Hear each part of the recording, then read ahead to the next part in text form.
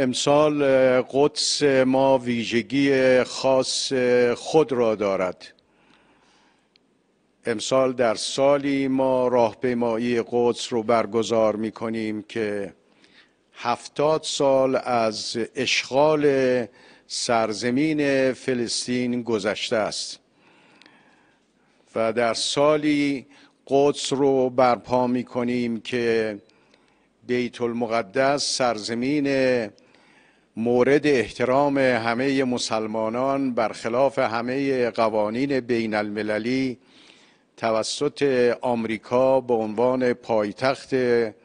رژیم صهیونیستی شناخته شده و امسال شاهد ظلم و جنایت بیشتری بر مردم بی‌دفاع فلسطین به ویژه مردم غزه هستیم. ضمن اینکه رژیم اشغالگر قدس بیش از همیشه در ماه‌های گذشته به دوره‌گردی خودش پرداخته برای ایران هراسی و برای تلاش علیه منافع ملت بزرگ ایران. بنابراین انتظار من از همه مردم عزیز ایران دارای هر تفکر و هر اعتقادی که هستند این هست که به ندای مظلومیت مردم فلسطین پاسخ مثبت بدن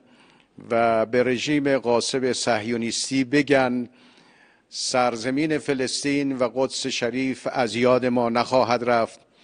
و به عنوان یک آرمان مقدس همواره برای مسلمان ها خواهد ماند.